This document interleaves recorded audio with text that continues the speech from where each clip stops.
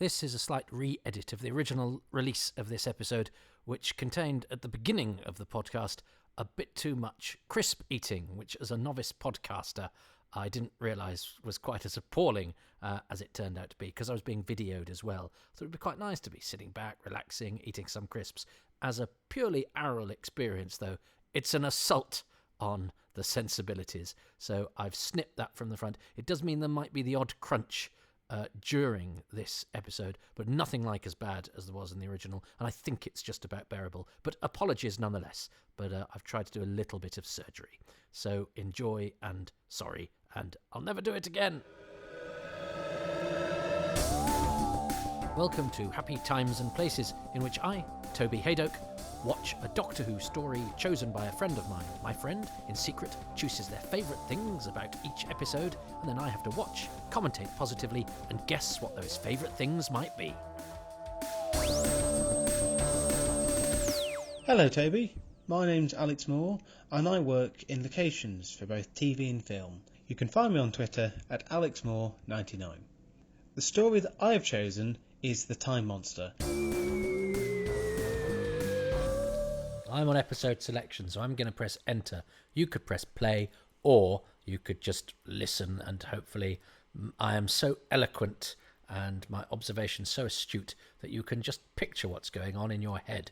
Anyway, if you have the episode in front of you, 3, 2, 1, pow. Look at that. It's The Time Monster, which I don't have it on my shelf in the box, although I do have the box somewhere, because I can't throw anything away that's to do with Doctor Who. It was part of the Myths and Legends box set. So also Horns of Nimon and Underworld. What a triumvirate. The Myths and Legends box set. Which I've never seen such an incredible bunch, Patrick Trout would say if he'd seen them stuck together. Anyway, it's not the silliest of Doctor Who box sets that were done. I'm looking at you, Earth Story. Anyway, we're on to episode 4, which is where I suppose the story is going to start going to. Robert Sloman, of course, he had a proper job. He was distribution manager for the Sunday Times, but he did have plays on, didn't he? And he was supposed to, I think, write a Dalek story for this season, but then the Daleks were shoved into Day of the Daleks, which hadn't been a Dalek story. I wonder what Daleks in London was like. That was what Robert Sloman's original storyline was supposed to be. So did this instead, and of course, yeah, you're gonna call him Mike in a minute. Oh no, I think I did say, didn't I, last episode? I think it's they don't have my favourite bit from episode 3. They don't even put in episode 4, so it's a good job I chose it last week. And of course, Atlantis, I don't think of Atlantis as being in the past, really. Oh, it's quite badly. Oh.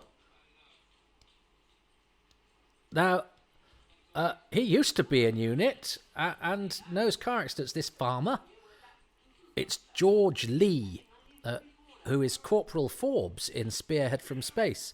He's not the American actor George Lee, as the Internet Movie Database would have it. And please don't write in and go, but IMDb says. IMDb is not flawless. In fact, it is anything but flawless. And basically, if something has an actor in one thing, playing, say, a small part in a British TV thing, and then the same month has them playing a big part in an American film. I'm not saying George Lee did this. They're probably not the same person. People having the same name is more likely than somebody having a career that doesn't tally. If somebody was in something in 1958 and then 2002, it's probably not the same person. But you wouldn't believe how many people write to me and say that they might be. Oh yeah, by the way, I have mentioned that quite a lot of this cast I've never found.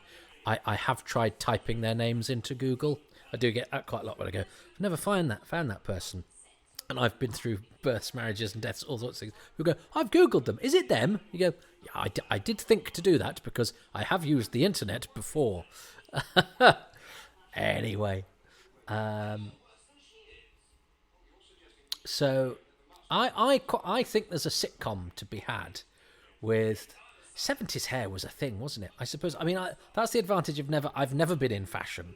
So I look back on old photographs of myself. I look awful anyway because I didn't know. I've never taken much care of my appearance. I'm sure if I look back on this, I'm never watching this. If I look back on this 2 years ago, I go, why didn't I brush my hair?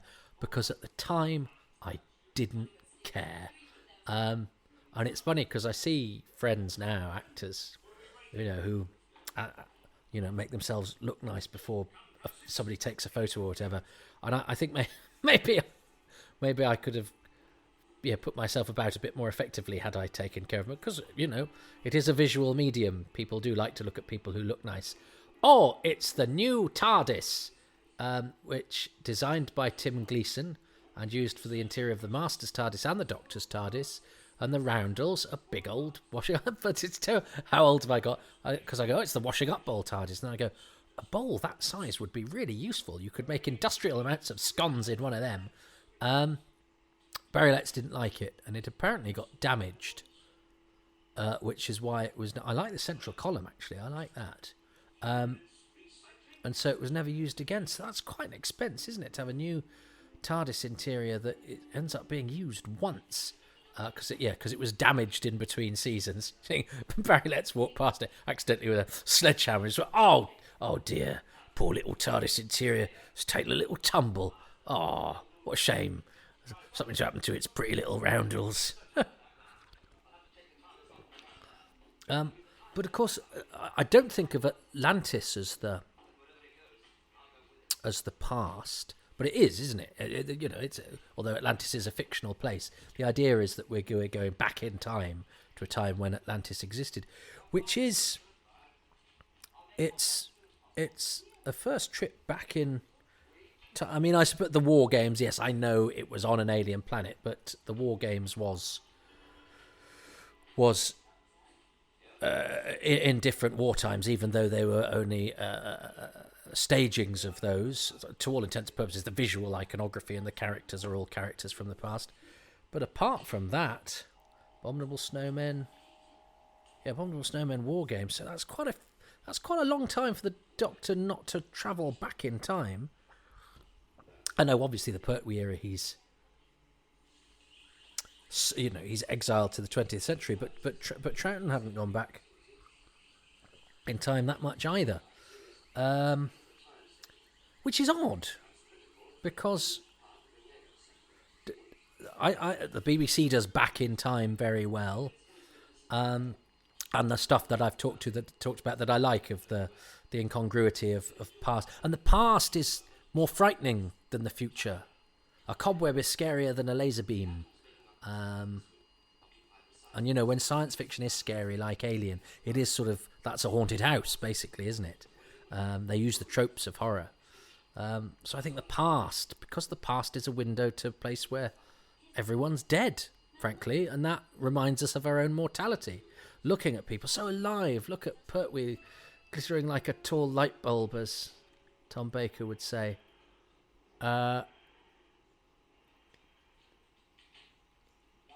Londoners. Yes, because I'm from the country. Of course, all country people would look at a materialising police box and blame it on being folk from the city. Poor old George Lee, he gets some stick in the... he's in a couple of episodes of Fawlty Towers as different characters, but there's one where he drops off a statue, I think, and is quite rude to Manuel, and it's either John Howard Davis or Bob Spears. I can't remember which episode commentator it is very... I love the fact Stuart Hyde's got a spanner, because you could do that in those days. You could whack somebody over the back of the head or in between the shoulders and render them unconscious, which of course is an imitatable thing, but being hit on the head or being stabbed was seen as a lesser sort of killing in those days. Now, of course, with knife crime and assaults of that nature, that would be really dodgy to have, but for some reason thwacking somebody on the head, which could cause serious concussion, was a sort of acceptable children's tea time action. Yeah, George Lee, whoever it was, is quite rude about his performance in Fawlty Towers on that commentary. I just remember that, which is a shame. He's playing a sort of, in Fawlty Towers, he's playing a sort of grumpy delivery man. And he's not doing anything especially wrong, I don't think. But and he's quite fun as the farmer, and I like him as Corporal Forbes. So the Doctor doesn't have the same central column as the Master. Right, so it's just the walls that are repeated. Tim Gleeson, who also designed Colony in Space. I've never had the pleasure, but I did have an address for him, and I put Graham Kibble-White in touch with him, I think, and so he's done an interview, which is good. I don't think we got him on any of the DVDs though, and he's still around. So that's I'm organising a Time Monster commentary for the Blu-ray out loud, even though it's not on the cards as far as I know. I'm the last to know anything, but it's certainly possible. The lobby starts here. Let's have a new commentary for the Time Monster, with some of the cast and crew. It's Logopolis Mark 1. TARDIS within a TARDIS. It's a bit of a fun paradox. I mean, it's silly, isn't it? It's nonsense, but it's okay. They've got a great rapport, haven't they? I don't speak about that. I'm very much in danger of taking the regulars for granted. I loved when I first saw The Curse of Peladon as part of a thing called Doctor Who and the Monsters, which was repeats, 2 episodes edited together, so 2 50-minute instalments. The Curse of Peladon, and I saw Joe Grant for the first time. I wrote TH for KM on my exercise book. I fell in love with Katie Manning. I've since had the pleasure of meeting her, of course, and how could you not love Katie Manning? She's ace. Oh, and of course, this is I mentioned in the beginning, this is the last episode to feature all of the unit family, because of course Mike Yates isn't in episode 6, as Benton is, and the Master in Frontier in Space doesn't have the Brigadier in Yates and Benton. So this is the end of the unit family and the Pertwee. Oh, and a nice callback. I love the sort of, there's a slight intense effrontery there to Roger Delgado, and John Levine's great at the tough stuff. Oh, I love that door. That's not the sort of flappy open door. It's a sort of pull shut door. I really like that. I do hope my favourite thing in this episode isn't a door.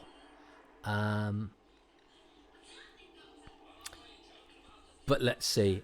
I think this episode... Is this episode the one that's not got the original intended cliffhanger? That happens a few times with Barry Letts Roberts. We're seeing as Barry Letts was the producer, because that happens with Planet of Spiders, episode 5. 4 and 5. Oh, but that's partially because of some bad CSO. Oh, this coccyx stuff is... I remember having to... I thought it was coccyx. I had to ask my mother how to pronounce it. Tailbone. Don't hear anybody talk about coccyxes anymore. I would quite like these lot to have their own spin-off. They're like a prototype Torchwood. They're the 70s tour. That was a missed opportunity, because they've had stuff where they've had sort of Torchwoods from the past, haven't they? Stuart Hyde, Ruth Ingram and Sergeant Benton as 70s Torchwood would be fantastic.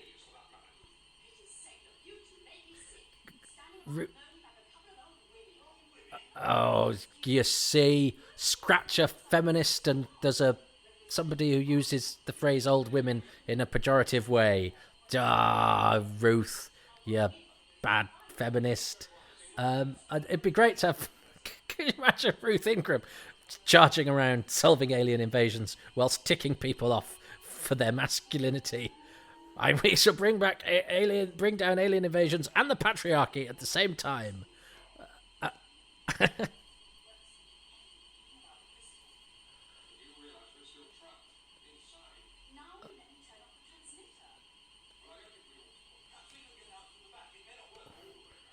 I mean, maybe she's not really a feminist. Maybe she's just spent so long working with Stuart that she thinks all men are a bit useless. Who knows? But she's good. Wanda Moore's good. Oh dear, but the Brigadier's still stuck on... It's obviously somebody's pressed the pause button there, but that's okay. Oh, and yes, I was thinking about Robert Sloman because the Guy Leopold thing with the demons, he's got a son called Guy, and Barry's middle name is Leopold. So that's certainly an element of Guy Leopold, but it could be that I haven't got my stuff there. It could be that Robert Sloman's son's called Guy because his own dad was called Guy. I don't know, but of course it was Mervyn Haseman and Henry Lincoln who used fathers-in-law, I think, to do Norman Ashby for the Dominators. So I might be confusing my nom de plumes, but certainly Barry is Barry Leopold Letts, and Robert Sloman's son is called Guy. So that's at least a partial explanation for Guy Leopold. But obviously by this point, Barry Letts, very magnanimous man, just went, oh, you can get the credit, doesn't matter, I'm doing everything else.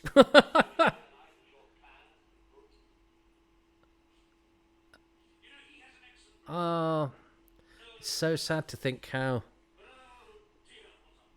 Oh dear, what a poor fellow he is. He is so charming, isn't he? He is... It's funny because I'd seen so much of Doctor Who when you revisited as a kid, or when you saw it for the first time, was not quite what you imagined. And of course, I'd only seen photos of Roger Delgado. I remember, reading the unit books, and I thought Mike Yates was like a really tough guy, and he's not. And I thought some of the battles were, much more impressive than perhaps they were, and certainly some of the monsters. But I remember the first time I saw Roger Delgado, and just going, oh, he's as good as I thought. He's sometimes better than I thought. He's been one of the things that has sort of exceeded my expectations, where my imaginary forces couldn't quite conjure how good he is. I mean, he doesn't have a duff moment. I know people talk about the bit where he begs for the doctors for his life at the end of this. People say that's not very good, but I shall keep an eye out. I think they might be wrong. But he's great, isn't he? He's great. So sad. Tom Tit. I mean, I'm Tom Tit. Really?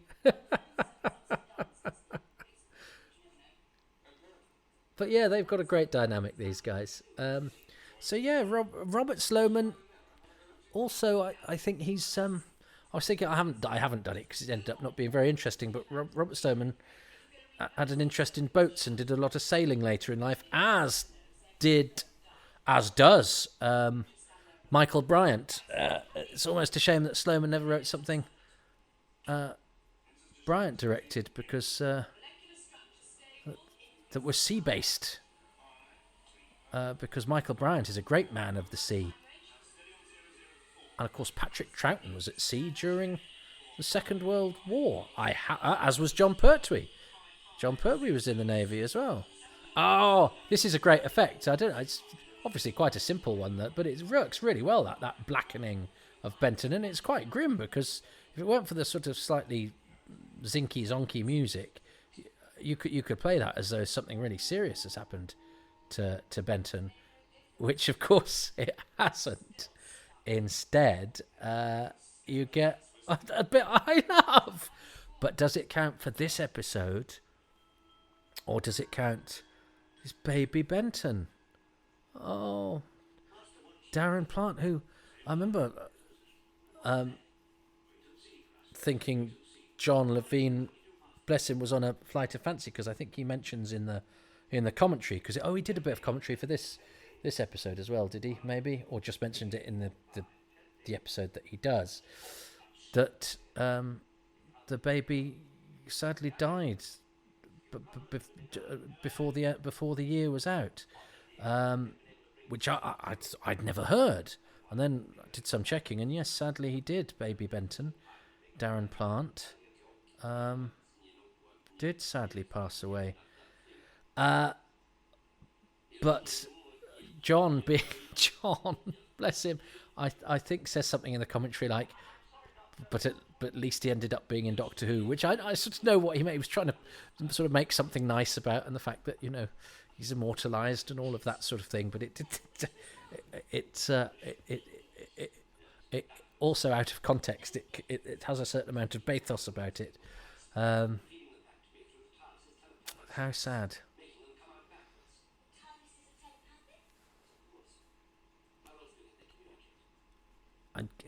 I'm like the kid in The Sixth Sense, aren't I? What do you do, Toby? I largely watch television and point out who's dead. I remember there being a very good sketch in the Mary Whitehouse Experience of people. It's things people do when watching television. Number 174, Dad's Army, and it's a dead. He's dead. That one died first, which is very. And that's what we used to do when we watched Dad's Army. My mum used to go, yeah, and it'd get to Jimmy Beck. She'd go, yeah, he died first. He was one of the youngest. And then I remember some people thought that Ian Lavender was dead. And I remember saying to my friend Oliver's mum, no, he's definitely not. Oh, I thought he died first. No, Jimmy Beck died first. Walker died first. Ian Lavender's still alive, you know. But of course, it's, you know, it's less and less of a thing to comment on as time goes by now. All three of these gentlemen are dead. Gosh, and two of them died in car accidents. Roger Delgado and Donald Eccles. Oh, I was talking about Donald Eccles last night. He's got a great line in Quatermass, Quatermass it's called. It's also known as the Quatermass Conclusion, where he plays an old chemist who, and they're using him because he can identify smells, and the aliens are taking traces of humanity, and he has a great thing about the musk deer, where, you know, we take just a trace of it for the smell, and all we need is a you know, a tiny trace of this animal to highlight that smell, and the rest of it is sort of waste, as it were. And that's what the aliens are doing to us in Quatermass 4, or whatever you want to call it. So they get this old chemist who's living in a knackered car, and he identifies the smell. He goes, yes, the first girl I ever lay with after 74 years. Now, this was supposed to be the episode ending, and that would have been a cracking episode ending. The Doctor has been eaten by the giant budgerigar of time, who I still maintain is a pretty good design. And of course it's going to squawk. It's a time budgerigar.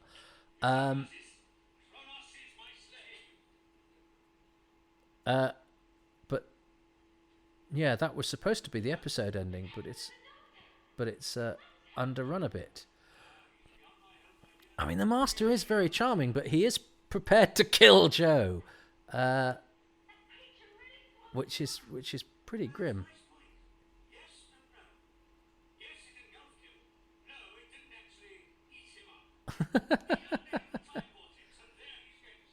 Oh, he's so good. He does sadism with such charm. I think Donald Eccles is back again. I've worked with the Royal Shakespeare Company. I've worked with some of the leading classical actors. I've played some of the great classical parts myself. And I'm standing in a wig in front of some washing up bowls, watching John Pertwee getting eaten by a space budgerigar.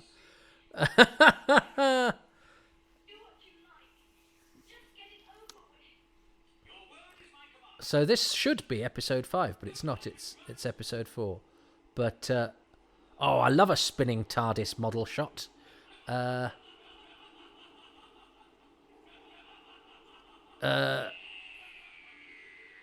that's a very, as contrived episode endings go, that's pretty good. should be the master. I quite enjoyed that. I get a bit morbid. I get a bit morbid sometimes, don't I? Anyway, right. What was my favourite bit of that episode? Well, I'm gonna say I like Kronos. I like the design, the filming out of focus, the squawking, that thing of him going in and coming out of the crystal. I like Kronos the Chronivore. I think he's great. What does Alex think was the best thing about episode 4? My best thing about episode 4 is the Doctor and the Master's exchange in the TARDIS. This felt so much like something out of The Curse of Fatal Death, but I think it's brilliant. It shows how well the two characters know each other and how they wind each other up, as well as trying to thwart each other's plans. Who doesn't want to hear John Pertwee talk backwards? Who doesn't want to hear John Pertwee talk backwards? Nicely put. And Delgado and Pertwee have a great dynamic. And I understand that some people say it gets a bit cosy, but do you know what? Family-friendly tea time entertainment, sometimes in front of a fire with boiled eggs and soldiers. Well, if you can't be cosy then, when can you be? Yeah, good choice, but I played my Kronos Joker, which I'm hoping I won't regret in episodes 5 and 6 when we get to Atlantis, where I fear pickings may be slim. Anyway, I'm still in my pyjamas at 5:15. It's one of those days. Hope yours is better, or has at least been made better by this. I can't imagine why, but just in case, hooray! Okay, keep on trucking, and goodbye, Miss Grant. Goodbye till next time, or forever, whichever comes first.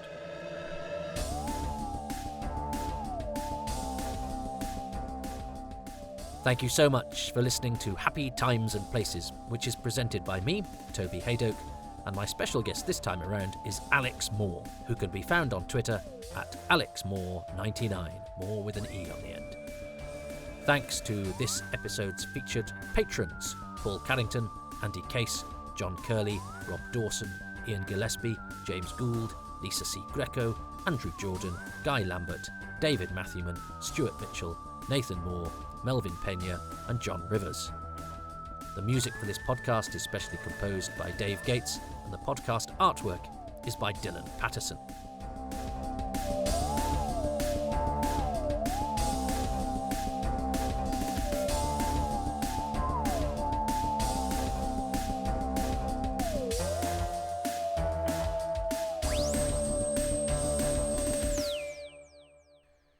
If you would like to support these broadcasts, you can do so at patreon.com/Toby Hadoke. You get advance releases there and special exclusive material. If you can only manage or are only inclined to do a one-off payment, that is equally welcome, and thank you. Please do that at kofi.com/Toby Hadoke. No bonuses there, bar my eternal thanks. You can also subscribe to my YouTube channel and follow me on Twitter at Toby Hadoke, or these podcasts specifically at Hadoke Podcasts. Thanks so much. Enjoy the rest of your day.